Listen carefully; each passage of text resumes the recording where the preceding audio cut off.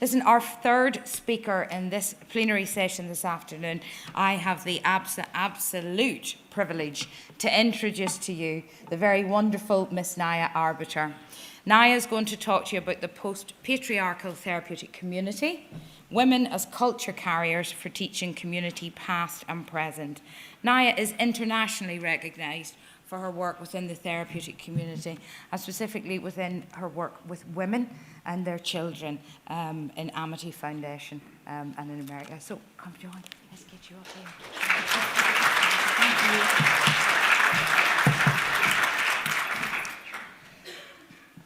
Well, thank you. Thank you to Cool Mine.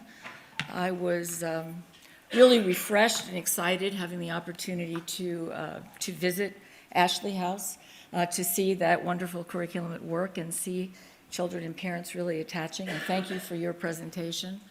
Thank you, Rowdy, for the lovely tribute to Eric, who I think is really missed by many of us at this conference.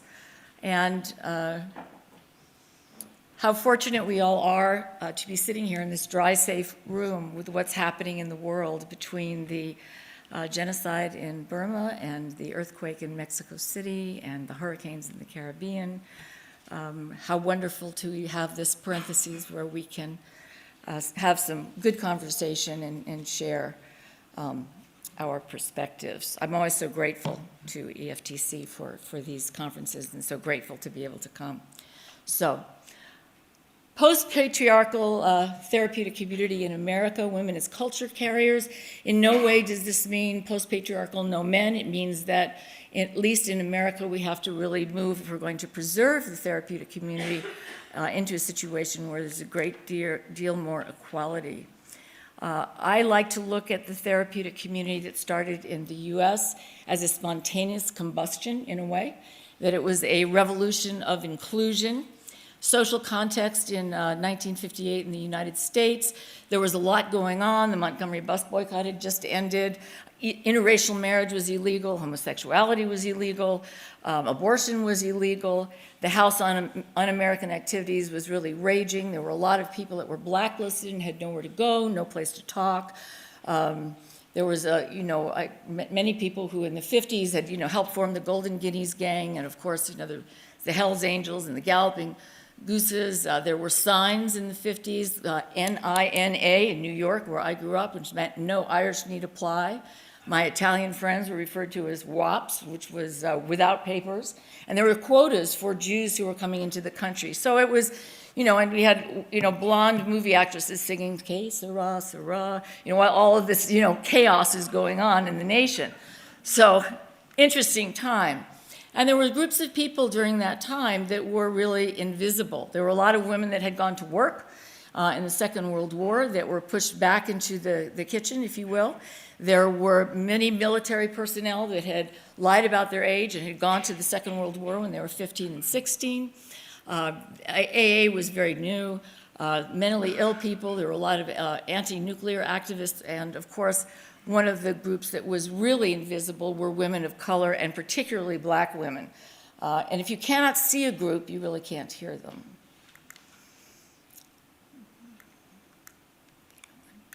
There you go. So Synanon was, the nature of activities, Synanon was formed as literally, it was a spontaneous combustion where people were kind of doing a 12-step group, but it was on a beach, in Venice, and a lot of the people were homeless, and there were a lot of people of color involved. And the nature of activities stated in 1958 that it was formed for the express purpose of research and investigation into the causes of alienation. The result of that was that the Synanon clubs ended up being a place where all these people who were sort of invisible and didn't talk and couldn't have a place to go, movie actors and jazz musicians, would come down and have these great conversations. Sometimes there were more guests at night than there were people in the actual campus living there. And the invisible group, which is rather remarkable, is that they were hosted primarily by a group of black women. And this is a story that doesn't usually get told very much. Certainly Betty Diedrich, Lena Lindsay, Tootsie Kavanaugh, and these were women who had been in mental institutions. Some of them had been given shock treatments for their heroin addiction. Some of them had been put in straitjackets because that's how they did it then. There was one whose picture I don't have here who was experimented on in Lexington, Kentucky with LSD, which was something else that they did at that time. And so these women had been severely traumatized and sort of clicked into this organization and essentially were a lot of the management. Certainly all of them as women and as black women had PhDs in how to make the men around you look good. You know, that's a skill base that many of us have grown up with at different times. But they, in fact, really organized the place, went out, did speaking engagements, and made a significant contribution to the movement, which has really been lost, forgotten about, and perhaps not really noticed. One of them was insisting that there be music and art and many forms of expression other than just the spoken word. If you are invisible, you're not heard. And one of the things that is so striking, and of course I had gone to Synanon as an 18-year-old. Synanon was 12 years old when I got there, and I got there on my 18th birthday. Heroin addict, in trouble, all those things. So I was the youngest person, about 1,000 people on the campus when I got there. So I got to watch a lot of these interactions. And, you know, many, many people came and visited. Many wrote, many published. This group of black women were never really noticed by the outside world, by any person except Abraham Maslow. When Maslow came and spent half of a summer at Synanon, he was absolutely astounded and said that they embodied his axioms of self-actualization, and he was so honored to meet them. The feminine contribution certainly to Synanon faded as the organization became more corporate and misogynistic.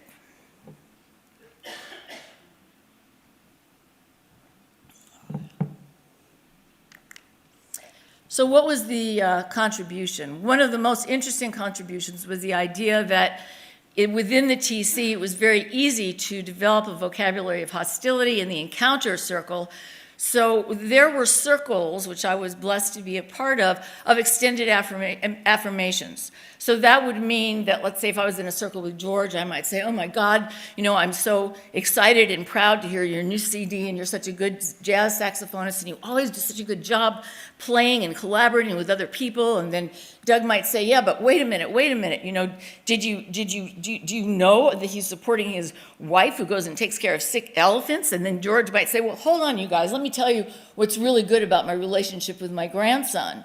And these affirmation circles, they were not short.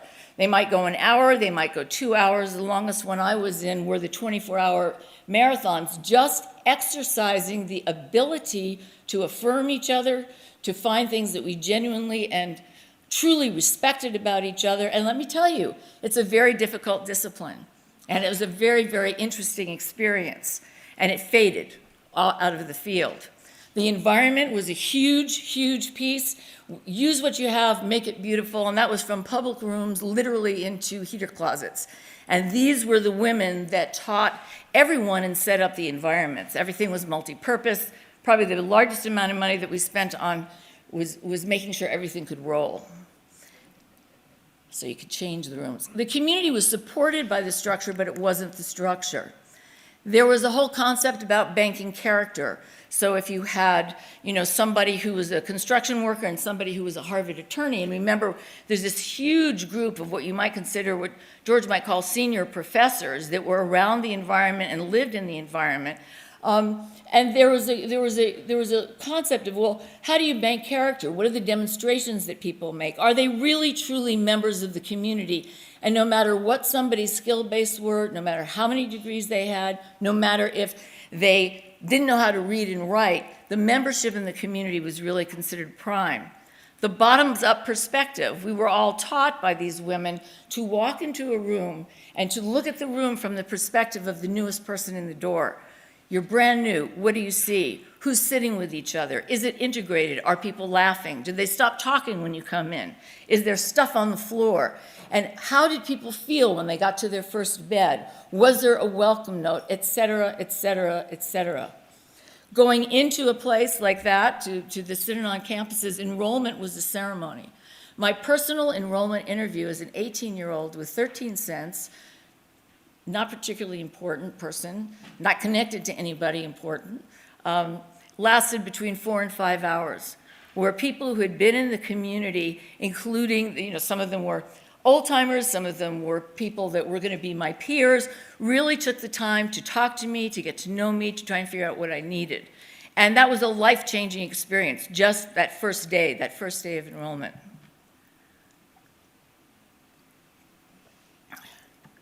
Many other things, and emphasis on story, story, story, story. If you're silent about your pain, they'll kill you and say you enjoyed it. That's from Zora Neale Hurston's book, Their Eyes Were Watching God, was something that was on the reading list.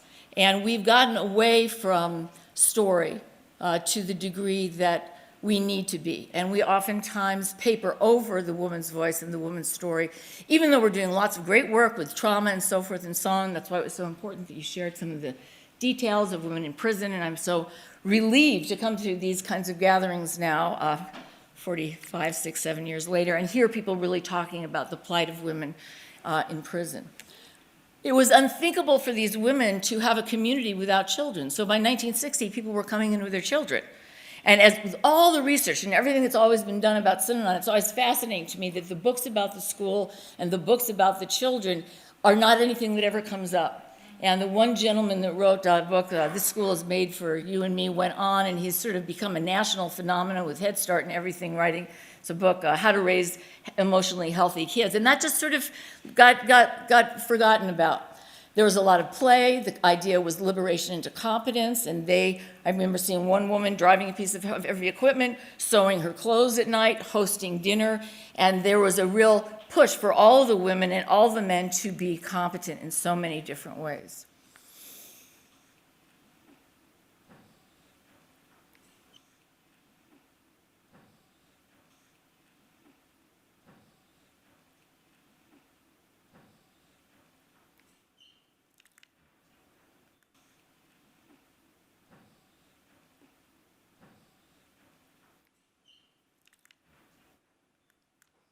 So what happened? Many white men who were kind of the dominant group at the time in the 50s and 60s came and visited Synanon, and they heard the white male voice. They literally didn't notice the community from that perspective, habit of the times.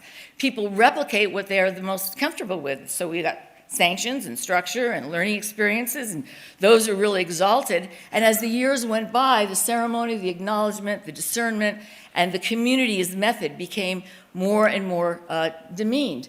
Interestingly enough, there were a lot of early meetings between, which I've got audio tapes of, between Dan Casriel and the Diederichs and other people in the community about the starting and getting Daytop funded. And then when the Synanon group realized that it was only going to be for male heroin addicts, they pulled out.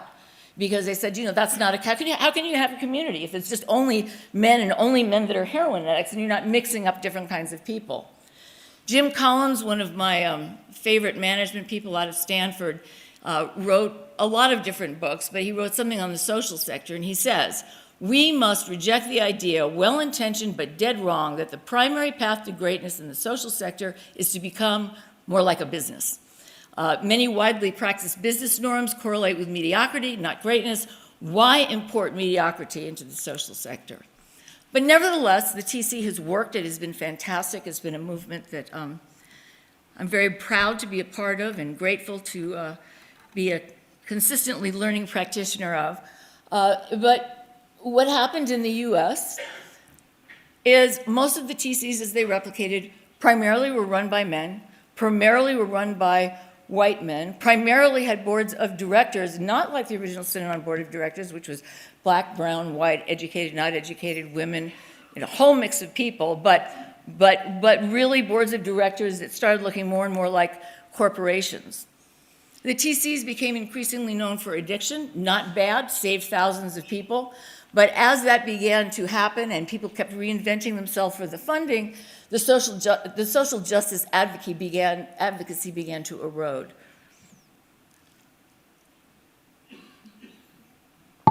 And some of the research began to erode, which again, it was such a relief to hear what Coolmine is doing in terms of research. Funding became very government focused. And the equality, the parity between the masculine and the feminine values, the anima and the animus, started fading and fading. I think that the TCs in the United States, and this is they've become agencies. The language of community has consistently sort of fallen away. The language that you hear now is very distancing. The role development has been somewhat diminished. Management has stopped attending community events, and management no longer feels that it is imperative to teach, to be a community member, to be part of the ceremony. There were some TCs in the U.S., Synanon included, but many others were inappropriate. Transferences were fostered in unhealthy ways with some of the men that were running them. And essentially, if you think about community as a circle, and then the triangle is a corporate structure, the idea would be that the corporate structure is there at the service of the community.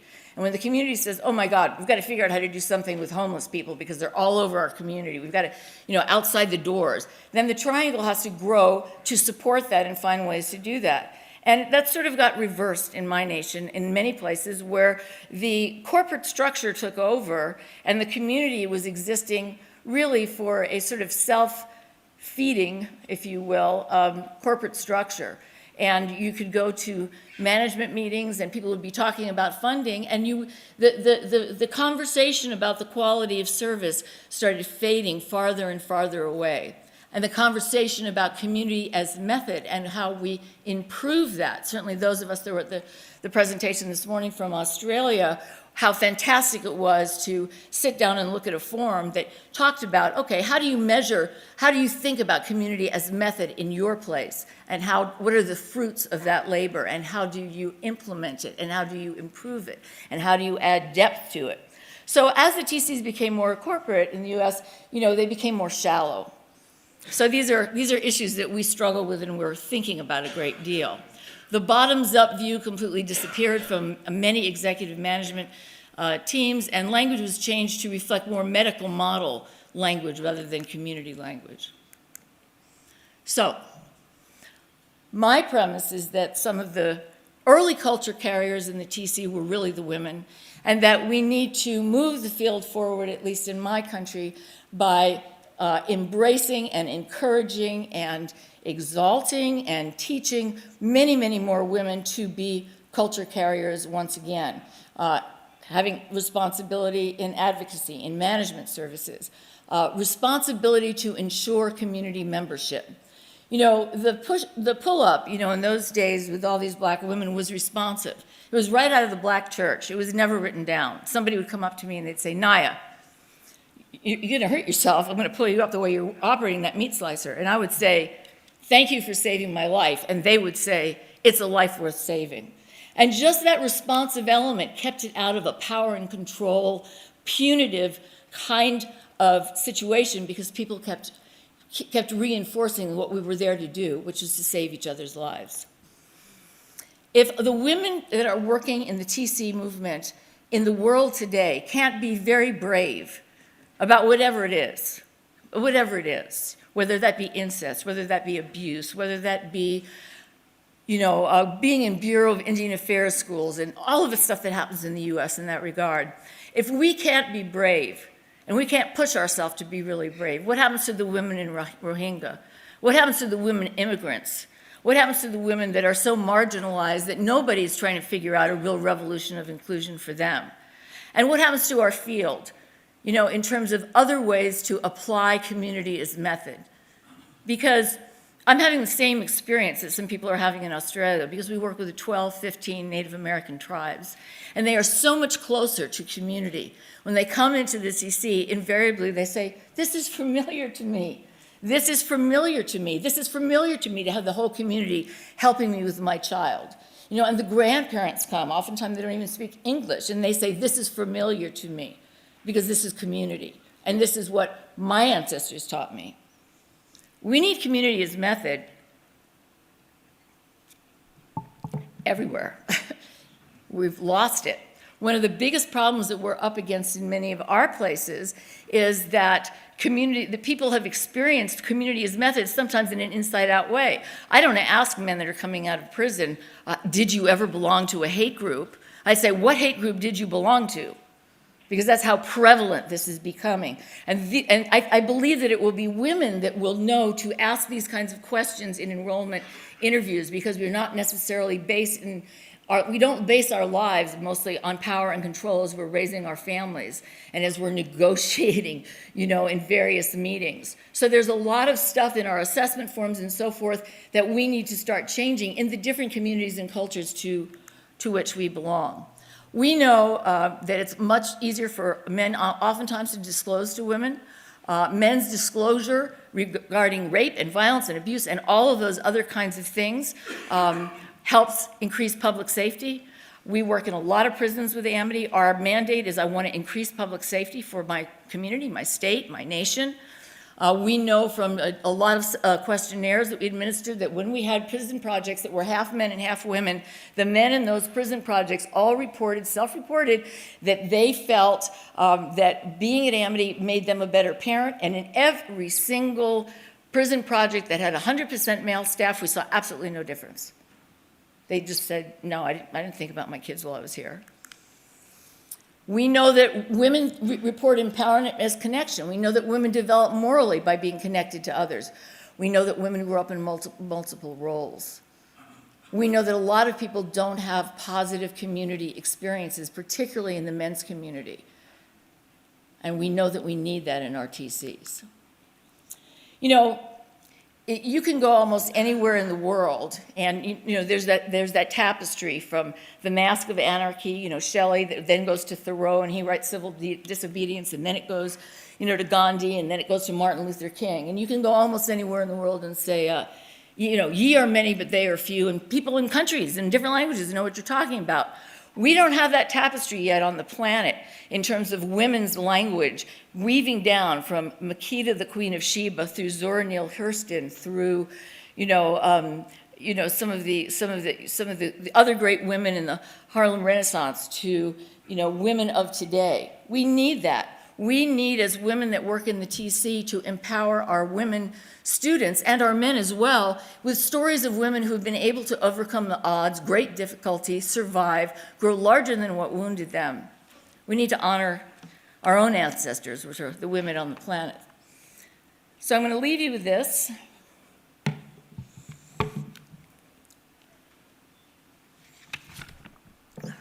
Women's work. Through centuries and cultures, certain work has been ascribed to women. The raising of children, the sewing of clothes, the emotional fabric of family, the keeper of secrets, mourners at the grave, witnesses at the crucifixion. There are those women who wait, those who decorate, those who teach. There are those who do not appear in history.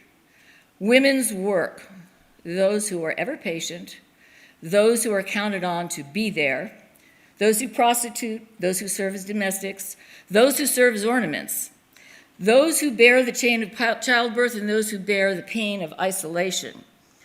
There are women whose friendships survive all other ties, and those unable to sustain female companionship.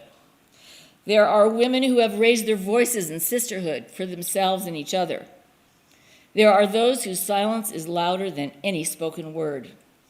There are women who have paved the way by their independence or slavery, setting examples which guide and warn those of us who follow.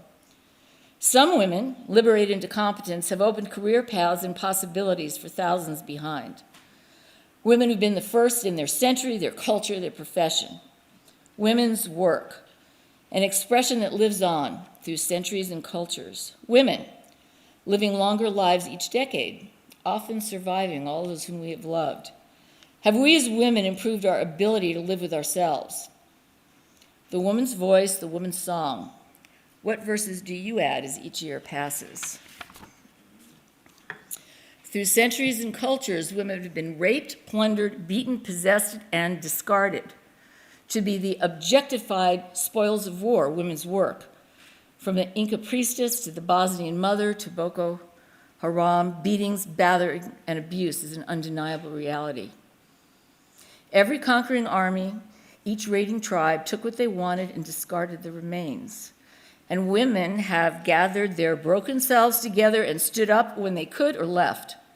The lie about the suicide, an extension of the lie covering the rape. Women's work, mothering children of rape. The face of the rapist stares back from the body of a 5-year-old. Women's work, inventing the story regarding the father.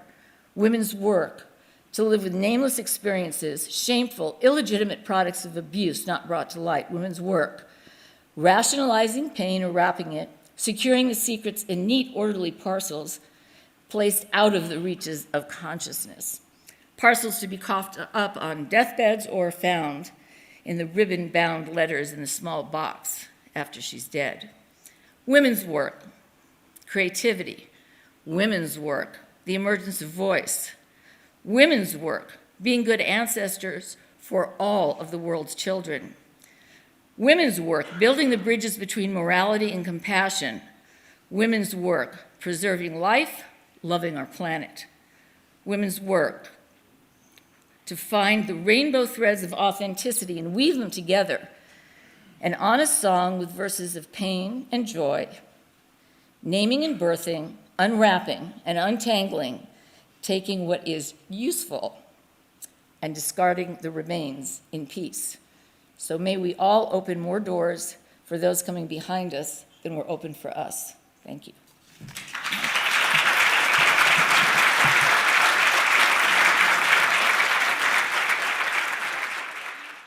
That was absolutely inspirational, Naya, and the poem at the end, very inspiring. I feel very proud to be a woman, and I feel certainly inspired to be a culture carrier into the future as well.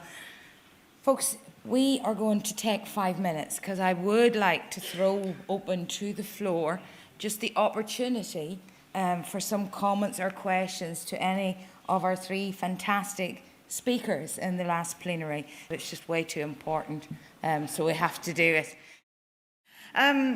The theme running through most of what's been said in this session for me, or a theme, is the stigma that impacts women, whether women coming out of prison, women as parents, or women in addiction. And of course, stigma is something that impacts everybody that we try and help. But the solutions or the actions that need to be taken to address the stigma for the women that we've spoken about today, do they need to be different? And do we need to do something different? And do different people need to do it? Thank you, Karen. People have there's so many new prejudgments, and there's been so much permission that is being granted to engage in racism and to engage in some of these stigmatic things. I think it's fascinating in the U.S. that The Handmaid's Tale won as much as I mean, when that book came out in 1985, I could count the women that read it and have fingers left over. You know, it was not that you had to hand it to people, please read this. But, you know, there's all kinds of little strategies, you know, just even something as simple as passing out anonymous 3x5 cards. What do you think, you know, the stigmas are of women today? Put them down anonymously. And you start seeing 5 or 10 things that start coming up. And I think we must start with our own faculty. We really have to find ways to start with our own boards of directors, because it really starts at the top in terms of the lids that are either put on or the issues that are avoided. And there are so many more stigmas now that are so painful, and particularly for women. There's a wonderful woman who's an activist. She's a Sikh, and she gave a speech in the U.S. It was called Raising a Brown Child in the United States. And she ends by saying, "Are we in the time of the darkness of the tomb or in the darkness of the womb? What does the midwife tell us? Breathe, push, breathe, push." And I think we all have to find ways to breathe and push. Thank you, Naya.